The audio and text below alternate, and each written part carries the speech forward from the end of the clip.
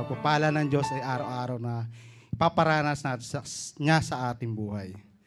So nabless ako nung sinabi ni Kuya Russell na sinabi, blessed are poor in spirit. You know why? Because you are poor in spirit, sa iyo ang kaharian ng Diyos. Bless us those who mourning. Bakit sinabi niya gano'n, no? Mourning tapos blessing, bless pa po. Ikaw na yung nagluluksa, pero tinawag pa ng Panginoon, blessed ka pa rin. Because the God will comfort you. Yan ang pangako ng Panginoon. Bless his hungry and thirst for his righteousness. Panginoon, mga kapatid, brother and sister, mapalad po tayo. Alam mo bakit? Kasi narito po tayo. Dahil hinahanap po natin ang salita ng Diyos. Mas mapalad po tayo kaysa mga taong nasa labas ngayon kung ano yung ginagawa nila. Pari mapalad tayo dahil nandito tayo. Bubusugin tayo ng Panginoon sa kanyang mga salita sa umagang ito. Bless the meekness. Amen. Meekness. Mapalad yung mga amo. And all that, lahat ng bagay na yan, yung blessed na yan, is the Christ. And po yung pagkatao ng ating Diyos. When we receive the Lord as Savior in our life, Lord and Savior, it must be reflected. Dapat yun, magre-reflect po yung lahat ng mga karakter na yun ng ating Panginoon sa ating buhay. Amen po ba? Walang nag-amen na. Amen.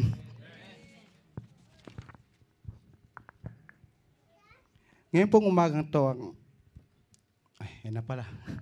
Nandyan na. Ang mensahe ng Panginoon sa ating umagang to is, the employee in the lion's den. Lahat nung po tayo dito naging empleyado, di ba? Amen po ba? Lahat po tayo, kahit man ako empleyado, at nangarap akong maging empleyado ng isang government dito. Nangarap po ako.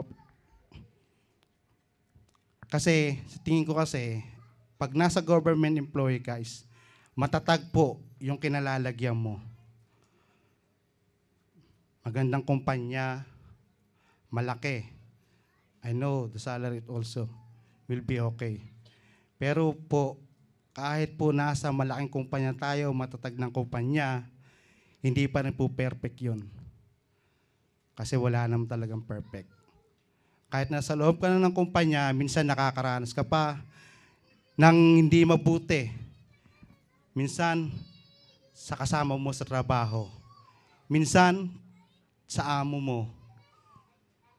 Nakakaranas ka ng hindi maganda o alipusta sa kanila. Sa mga taong nakapaligid sa'yo, ka-office mate mo man yan, o kapitbahay mo man yan, talagang tayo nakakaranas mga ganong bagay. Ngayong umaga po, ayun po yung title ng aking message, The Employee in the Lion's Den. Sino po yung nakakaalam ng story ni Prophet Daniel? Amen. Sino po hindi? Maraming hindi. So sa mga hindi pa nakakaalam ng story ni Prophet Daniel, makinig po kayo mabuti. At sa mga nakakaalam din po, makinig na rin po kayo kasi wala rin naman kayong choice kundi makinig. Amen. So Prophet Daniel po is nagtrabaho as a government employee sa 3 hari sa iba't ibang panahon. Una-una po kay Haring King Nebuchadnezzar, at sa pangalawa po sa kanyang anak na si King Belshazzar, at ikatlo po kay Haring King Darius po. Yan po yung huling-huling naging employer niya nung panahon ng Babylonian. So ang pag-aaralan po natin dito ngayon yung naging karakter ni ni Prophet Daniel during na nandun siya sa mga kamay ng mga taon, mga kanyang kasama sa trabaho, na tila para bang ang kanilang mga bibig, ang kanilang mga reaction, ang kanilang action ay para silang mga leon. Nakaka-relate po ba tayo? Hello? Nakaka-relate po ba tayo sa story to? So yun po, ito po ang ating pag-aaralan. A man of the character, si Daniel po, a man of consistency, a man of conviction, a man of conscience, a man of courage. Yan po, yung limang yan ang pag-aaral po natin sa umagang to. Let's pray, bow our head. O dakilang Diyos, maraming salamat po, Lord, sa umagang to, Lord. Thank you, Panginoon, sa pagkakataon muli, Panginoon, na narito kami, Panginoon. Na muli, Panginoon, na makikinig na yung salita, Panginoon. Lord, today morning, Panginoon, we will invite your Holy Spirit, Panginoon. Samahan mo kami, Panginoon. Gamitin mo, Panginoon, ang iyong likod, Lord, upang ipahayag ang iyong salita, Panginoon. Nawa, I pray, Panginoon, itago mo, Panginoon, sa likuran ng iyong krus, upang ikaw lamang po, Panginoon, makita, Panginoon, at marinig nila sa umagang ito, Lord. Lord, your word, Panginoon, I pray, speak us boldly, Panginoon. Sa umagang ito, Panginoon, ang yung Banal Espiritu, Lord, siya po maging tagapagturo sa umagang ito, Panginoon. Lord, I pray sa mga kapatid ko, open their heart, their mind, Panginoon, sa spiritual, upang maunawaan po nila, Panginoon, kung ano yung mensahe mo sa umagang ito, Lord. Maraming pong salamat. Ito pong amot sa mo dalang sa pangalan ni Jesus. Amen. Hallelujah.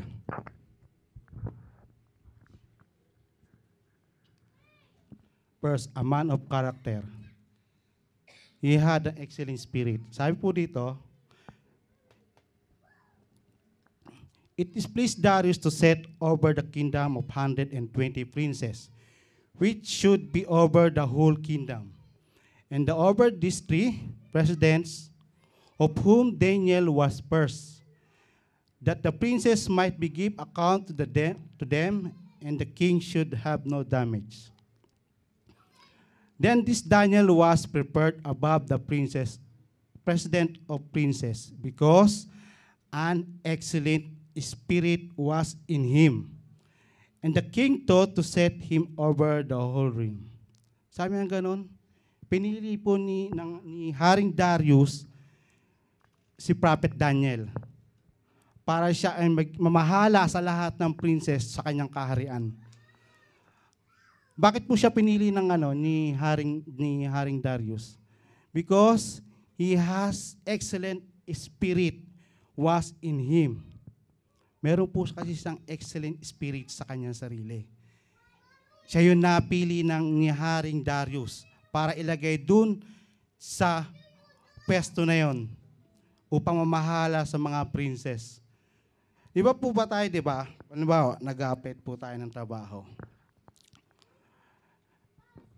Kung ako yung natanggap sa trabaho, maraming aplikante, tapos ikaw yung natanggap sa trabaho. Kasi yung employer mo, kaya ka tinanggap kasi may nakitang something special sa'yo.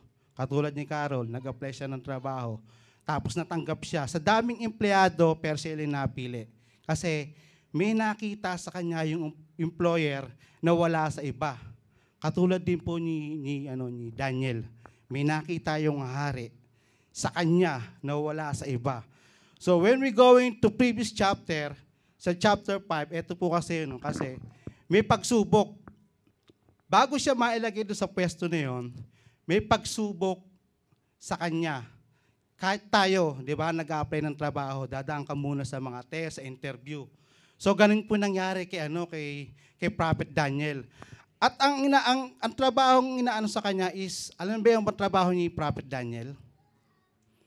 Simple lang po ang trabaho niya, is magpaliwanag ng mga bagay na hindi naunawaan. Alam niyo po ba yun? Hirap? Madali po ba yun? Paliwanag ng mga bagay na hindi naunawaan. Ano po yun? Katulad ng mga panaginip, yan. Yan yung mga na-interpret niya na yan, napapaliwanag ni Prophet Daniel. Yung mga sulat na hindi naunawaan ng iba. Alam mo, nung panahon ni King Nebuchadnezzar, nung siya may mga panaginip, sa lahat ng kingdom, pinapatawag ni magagaling. Yung mga salamangkero, astrologists, yung mga nakakapagbasa ng mga bagay, ng mga panaginip. Pero lahat ng yon, yung mga taong yon, hindi nila napaliwanag yung mga panaginip ni Nebuchadnezzar. So dumating si Daniel at lahat ng mga yon is napaliwanag niya. Doon namangha si King Nebuchadnezzar. At sa panahon din po ng kanyang anak na after ni Nebuchadnezzar, si Belshazzar, ganun din po ang nangyari. During ng time na nagpatawag si Belshazzar sa kanyang mga government cabinet na sila yung nagtipon at sila yung nag-inuman kung ano yung ginawa nila, bigla na lang may lumabas na kamay dun sa pader at sumulat. Ngayon, hindi niya maintindihan ko yung sulat na to. Namamanga ano siya, sabi niya, ba't hindi ko maintindihan ko ano ibig sabihin nito. Ang sulat na kalagay doon, ito po, and this the writing that was written, mene, mene, tekel, upharsin. Naunawaan niyo po ba yan? Sino po pwede mag-interpret dito niyan? Kahit ako, hindi ko maunawaan yan kung ano yan eh. And this the writing that was written, mene, mene, tekel, upharsin. Kala ko yan, umorder siya ng adobong mani. Adobong mani, mene, mene, tekel, takal. Kala ko, hindi ko siya naunawaan. Pero ito po ang ibig sabihin kasi niyan. And this the interpretation of things, mene means God has numbered your kingdom and finished it. Sabi niya kay King Belshazzar. Ang sabi niya ganon, bilang na ng Diyos ang iyong kaharian, which is matatapos na. Ayan po yung mene. Tapos, itong tekel, you are weight in the balances are found unwanting. Ano po ibig sabihin yan? Tinimbang ka, ngunit kulang. So, ayun yung ibig sabihin nun. Tinimbang ka, pero kulang. Yung peres po, yung kanina upharsin means the peres. Ibig sabihin, your kingdom is divided and given to the Medes and Persian. So lahat po yan na lahat po yan na-interpret niya ni Prophet Daniel. So ang pangako kasi ni Belshazzar, and they clothed Daniel with scarlet and put the chain of gold about his neck and made a proclamation concerning him that he should be third ruler in the kingdom. So, dahil napaliwanag niya yung yung sulat na yon, napaliwanag po ni Daniel, so ayun yung naging niya, yan po yung naging reward niya. Kung tayo po kasi talaga, so yan po yung nangyari, nagkatotoo po kasi yung sulat doon sa pader na si King Belshazzar ay mamamatay. So after that, nagkaroon transition, napunta na King Darius. So we're going to start to King Darius now. So yun nga po, anong nangyari? Bago po tayo sa umpisa, a man of character, he had excellent spirit. So ano po yung excellent spirit? When the God is with us, sabi niya ganon, when the Spirit, the Lord of Spirit is upon you, within you, meron kang excellent spirit. Naunawaan niyo po ba yun? When the Spirit of the Lord is upon you, meron kang excellent spirit. So may magagawa ka, you can do extraordinary works na hindi magagawa ng iba. May magagawa ka na hindi kayang gawin ng iba. Yan po yung nasa sa atin. When we accept the Lord Jesus Christ as Savior sa buhay natin, tinanggap natin ang kanyang banal na Espiritu, kapatid, may magagawa ka na hindi kayang gawin ng iba.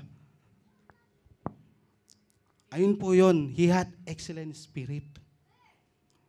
May nagagawa si Prophet Daniel na hindi nagawa ng iba. So ano po yung excellent spirit sa kanya? Which is, ayun po yung banal na espiritu. Na tayo, pag may banal na espiritu sa buhay, tinanggap natin, magagawa natin yung hindi nagagawa ng iba sa buhay natin. Amen po ba?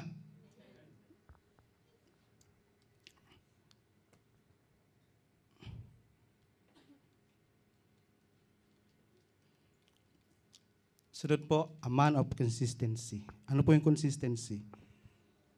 Consisted. Hindi nababago. Consisted. Sabi nga, then the president princess sought to find occasion against Daniel concerning the kingdom, but he could find none occasion for nor fault, for as much as he was faithful. Neither was there any error or fault upon him. 5. Then said this man, we shall not find any occasion against this Daniel, except we find against him concerning the law of God. Then this president's princess assembled together to the king, and they said thus to him, King Darius, live forever. All the presidents of the kingdom, the governors, and the princes, and the counselors, and the captain has consulted together to establish a royal statute, and to make a firm decree that whoever shall ask petition of any god or man for 30 days, save you, O king, he shall be cast in the den of the lions. Now, O king, establish the decree and assign the writing that it will be not changed, according to the law of the Medes and Persian, which alter not. Wherefore, King Darius signed the writing and decree. Ano po yun? So, ano po nangyari?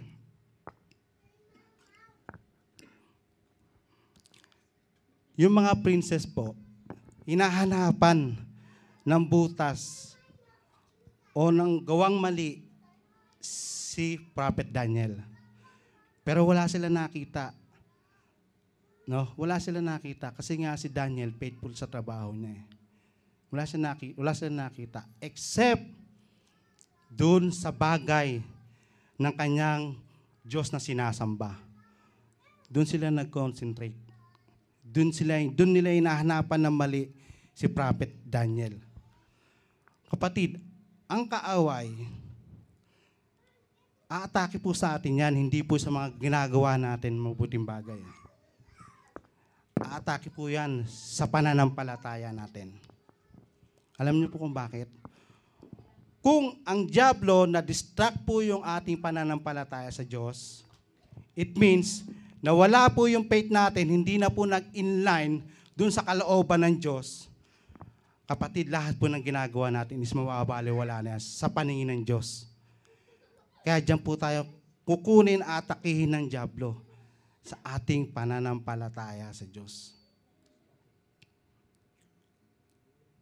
So, paano po ba dapat tayo maging consistent dun sa pananampalataya natin sa Diyos? Tandaan po natin, yung kaaway, gagawa yan.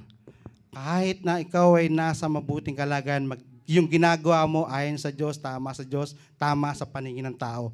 Sila ay gagawa ng isang bagay na babalik ta rin nila yung ginagawa mong tama sa paningin ng tao ay magiging mali sa paningin ng tao. Gagawa silang ganung mga bagay. Kasi, ang gawa ng diablo is taliwas dun sa gawa ng Diyos. Magkaiba po yan. Kontra. He was a faithful. There was no accusation possible against that man, unless he was accused about his God. The enemy plotted to undermine him by putting his position of possible compromise concerning God. Ito po yun. Ang gagawin ng diablo. Iko-compromise niya yung ginagawa mo sa Panginoon.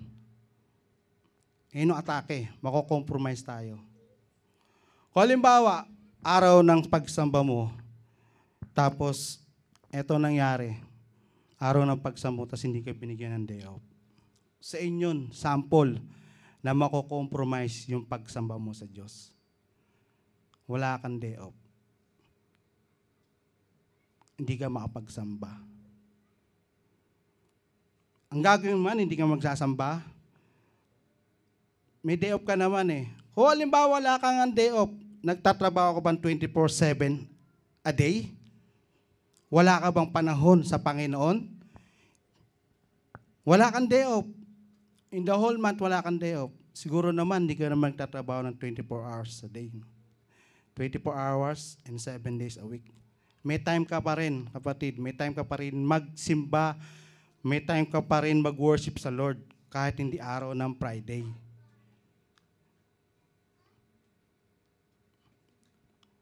Kaya huwag mong sasabihin sa sarili mo na hindi ka makakapagsamba. Wala kang time. Kapatid, ayan po yung dinidikta ng kaaway sa inyo, sa atin. Pag sinabi mo sa sarili mo na wala kang Friday off, hindi na ako makapagsamba. Ibig sabihin nun, inaatake ka ng dyablo. Hindi ka na makapagsamba. Hindi lang naman Friday kasi ang off eh. Pwede kang Friday mag-off na Saturday. Kahit anong araw, wag lang makompromise yung pananampalataya mo sa Diyos. At least magkaroon ka ng time sa Kanya. Kahit hindi wala kang day off, binigyan ka ng panahon para magkaroon ng pahinga, tulog. Di ba huwag ka magtulog, mag-worship sa Panginoon. Kausapin mo siya, magkaroon ka ng devotion. Wag lang yung totally talagang mako-compromise na yung pagsamba mo sa ating Panginoon. Nakatulad na nangyari kay Daniel.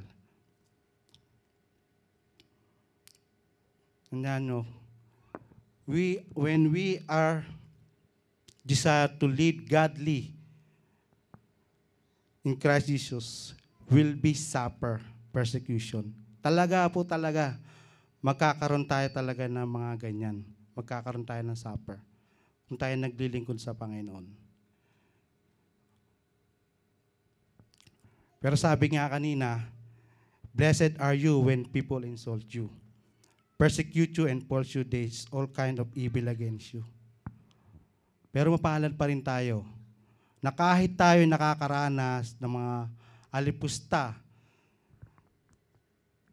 sa ibang tao, dahil sa pangalan ng ating Panginoon, dahil sa ginagawa natin sa pananampalataya sa Panginoon, mapalad pa rin tayo. Kasi ang sabi niya, rejoice and be glad because great is your reward in heaven. For the same way they persecute the proper who were before you. Mapalad pa rin po tayo. Kahit tayo nakakaranas ng ibang klaseng alipusta sa ibang tao.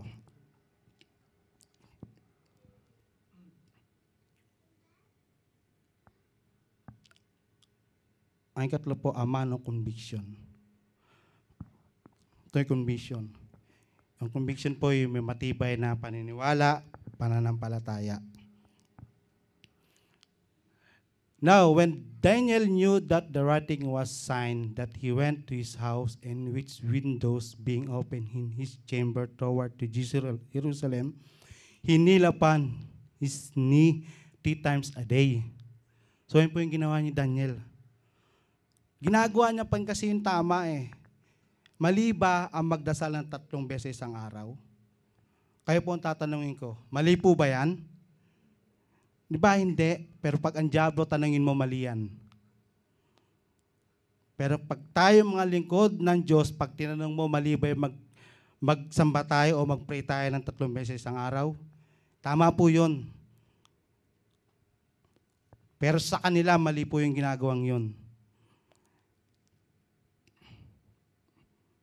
And pray and give thanks before his God as he did before. Then this man assembly and found Daniel praying and making supplication before his God. Then they came near and spoke before the king concerning the king decree. Sabi niya doon, lumapit sila. No, nakita nila, no, yung kung yung ginagawa ni Prophet Daniel, lumapit sila doon sa hari. Nasabi nila, nilabag ni Daniel yung utos mo na huwag sumamba sa kanino man Diyos o kanino man tao. So doon po talaga, aatakin talaga tayo doon sa mga ganong bagay. Nakatulad nung nangyayari kay Prophet Daniel ngayon. No? And man shall ask the petition of any god or man within the 30 days, save you, O king, shall be cast in the den of the lions. The king answered and said, the thing is true, according to the law of Medes and Persian, which alter not. Yung kasi, yung utos ng hari, hindi kasi nababali yun eh. Kung ano yung inutos niya, dapat gawin yon. So hindi po nababali. Yung kaya sinabi niya, it's true according to the law of Medes and Persian, which alter not. Hindi mababali. Then answered they and said before the king, that Daniel, which is of the children of captivity of Judah, regards not you, O king, nor the decree that you have signed, but makes his petition 3 times a day. And the king, when heard this word, was sore displeased with himself, and set his heart, and Daniel delivered him. And he labored till going down, sun to deliver him.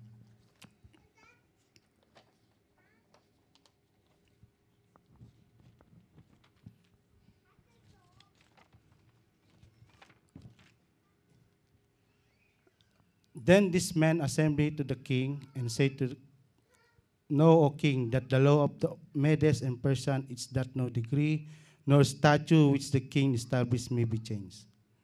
So ganun po nangyari. Hinuulit nila. Talagang gustong-gusto talaga nila si Prophet Daniel ay mapunta dun sa lion's den. Na kahit alam naman nila na wala naman talaga nilalabag si Prophet Daniel, kasi ganun po ang diablo, kapatid, sa atin. Uulit-ulitin niya yung mga bagay sa buhay natin.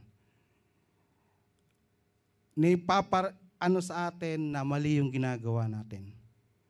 Uulit-ulitin niya yan para mawala yung line mo sa Panginoon. Para mawala ka sa linya ng Panginoon. Uulit-ulitin niya yan. Daniel continued to worship his God in spite of threat of persecution. He continued to do what is right. Kasi ginagawa niya lang yung tama. Kayo po ba, nakaranas na ba kayo ng mga ganyan? Na ginagawa niya na yung tama, pero sa tingin nila mali pa rin.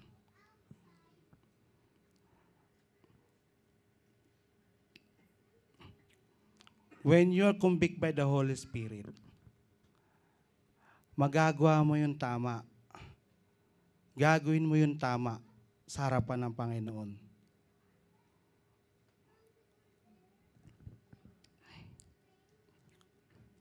Sabi nga sa John chapter 16 verse 8, when the Holy Spirit comes, He will convict the world concerning sin and righteousness and judgment. Kukonvict ka ng banal na Espiritu. Alam niya kasi yung mali saka yung tama eh. Alam niya yun, alam ng banal na Espiritu yun, yung nasa sa'yo. Kaya alam mo yung tama saka yung mali. When there is Holy Spirit upon you, alam mo na yung tama saka yung mali. Alam mo na yung gagawin mo na labag sa kalooban ng Diyos. Alam mo rin yung gagawin mo na ito'y tama para sa Diyos. Kung alam mo yung tama sa Diyos, gagawin mo yun. Kasi yun yung tama sa Kanya eh. Ayun po ba?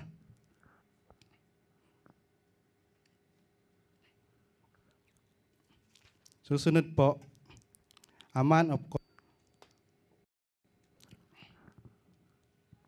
Then the king commanded, and they brought Daniel and cast him into the lion's den. Now the king spoke to Daniel, your God upon you serve continually, He will deliver. And a stone was brought and laid to the mouth of Den. And the king sealed it with his own signet, and with the sign of his Lord, the purpose of might not be changed concerning Daniel. Then the king went to the palace and passed the night fasting. There were instruments of music brought before him, and his sleep went from him. Then the king arose early in the morning, and when he hasted to the den of lions, and when he came to the den, he cried a lamentable voice to Daniel. And the king spoke, said to Daniel, O Daniel, servant of living God, is your God, who serve continually, able to deliver you from the lion? And said Daniel unto the king, O king, live forever. My God has sent his angel and shut up the lion mouth, that have not hurt me, for as much as before innocence was found in me, and also before you, King, have I done not hurt. Sabi niya ganun. Ito po ang kinagandahan sa kay Prophet Daniel. Ginawa na siya ng hindi maganda ng kasamahan niya at ng hari, pero naging malinis pa rin yung konsensya niya.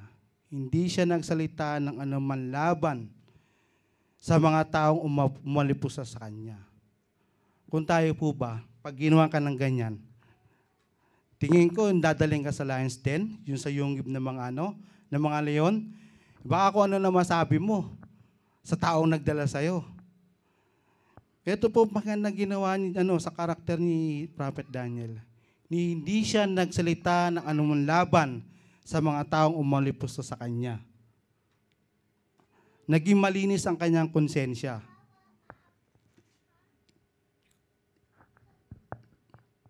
Naging malinis ang kanyang konsensya. Di ba? Napakahirap gawin natin yun, no? Ginawa ka na ng anumang bagay na masama sa sarili mo. Ikaw ba, kung ikaw ang tatanungin, hindi ka ba magagalit? Hindi ka ba magsasalita ng laban sa kanila? Pero si Prophet Daniel, hindi narinig sa kanya na siya ay nagsalita ng laban. Anumang masamang sinabi niya sa mga taong umalipos sa kanya. Ano po sabi sa Peter? 1 Peter chapter 3 verse 16 to 17. Ngunit maging mahinahon at magalang kayo sa inyong pagpapaliwanag. Bilang lingkod ni Kristo, panatilihin ninyong malinis ang inyong budhi upang mapahiya ang mga nanlalait at tumahamak sa inyo sa maganda niyong ugali. Napakaganda na sinabi ng salita ng Diyos.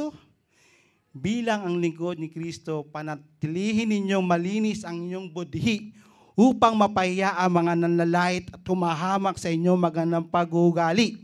Higit na mainam kayo magdusa sa paggawa ng mabuti, sakali mang ito'y ipaintulot sa inyo ng Diyos, kaysa magdusa kayo dahil sa paggawa ng masama. Amen? Amen. Napakaganda po, no? Nawa maging malinis ang konsensya natin. Alam ko sa inyo ngayong oras na ito, related kayo sa nangyayari sa buhay ni Daniel, Prophet Daniel. Nakakaranas kayo ng mga hindi magandang bagay sa mga employer nyo, sa mga kasama nyo sa trabaho. When we are the children of God, we walk with Him. Tayo lumakad tayo. Nakatulad ng ating Panginoon.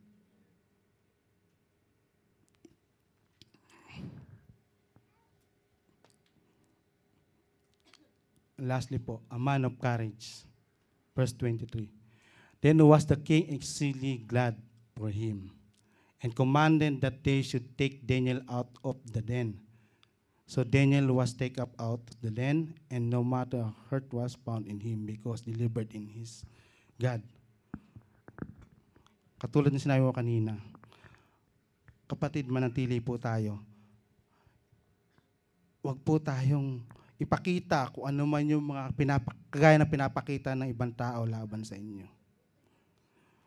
Mga tao na nakapaligid sa inyo, na kanila mga bibig ay katulad ng mga leon, na ikaw ay natatakot, kayo nangangamba, baka sakaling kainin ka nila ng buhay. Kapatid, nandiyan ang Diyos. Nakikita ng Diyos kung ano yung nangyayari sa iyo. Alam ng Diyos kung ano yung nangyayari sa iyo. Hindi ka niya pababayaan. Kanina, ano sabi doon? And He sent His angel and has shut the lion's mouth. Yung lion's mouth, na dati na nakapaligid kay Daniel, rawr, rawr, ganun yun eh. Ano nangyari? Siguro, nung binabasa ko to, meow, meow, ganun na lang sila. Kaya yung taong nakapaligid sa inyo, kawatid, yung mga ngayang klaseng tao, Diyos na ang bahala dyan. Panatilihin nyo na lang yung sarili nyo na malinis ang konsensya sa harapan ng Diyos. Sila na bahala dyan.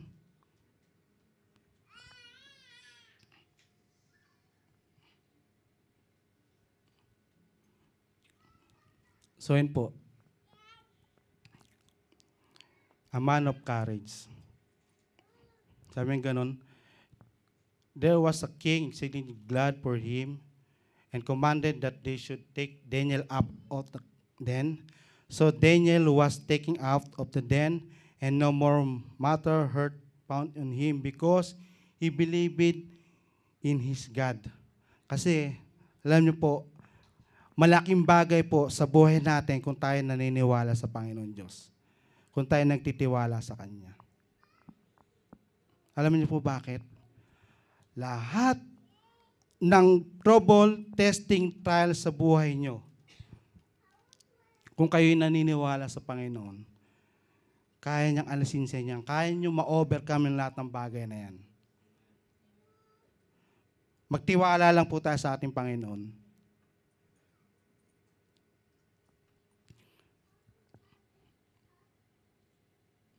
Alam po sabi sa Deuteronomy chapter 31 verse 6, be strong of good courage.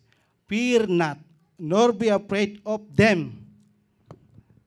Be strong and of a good courage. Fear not, nor be afraid of them. Huwag kayong matakot sa kanila.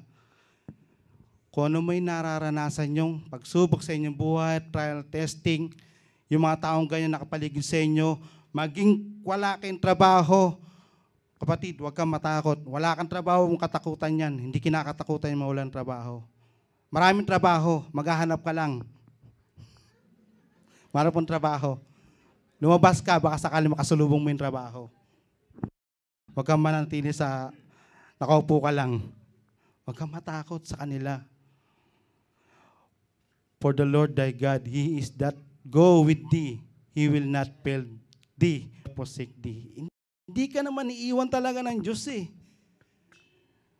Tayo po, the children of God, hindi po tayo iiwan ng Diyos sa mga kalagayan natin. Magtiwala lang po tayo sa ating Panginoon. Lahat ng nararanasan mo sa buhay mo ngayon, kapatid, magtiwala ka sa Panginoon. Hindi ka niya iiwan, hindi ka niya pababayaan. Katulad na nangyari kay Prophet Daniel. From the beginning hanggang sa huli, nagtiwala siya sa ating Panginoon. Kaya hindi siya iniwanan ng ating Panginoon. Kapatid, kung ano nangyayari sa iyo ngayon, hindi ka iiwanan ng Panginoon. Kung yung mga problema mo dinadanas mo ngayon, trial, testing sa buhay mo, kapatid, kasama mo ang Diyos. Huwag ka matakot. Nasa sa atin ang Diyos eh. Diba? Walang imposible sa buhay mo pagkasakasama mo ang Diyos. Walang imposible. Walang maging mahirap sa buhay mo pagkasakasama mo ang Diyos. Ito po yung conclusion ko. The Lord will fight for you. You need only to be still. Siya ang bahala sa mga bagay na nararanasan mo. Kaya sa mga taong nakapaligid sa inyo, yung mga taong kanyang klaseng tao, huwag kang mabahala. Ang Lord mismo, ang promise niya, the Lord will fight for you, you need only to be still. Nakagaya ng ginawa ni Prophet Daniel. Nag-still siya. Nag-stick siya doon sa pangako ng Panginoon. Naniwala siya. Maging tayo po. You need to be still lamang po. Maraming pong salamat. To God be the glory. Purihin po ang Panginoon sa umagang ito.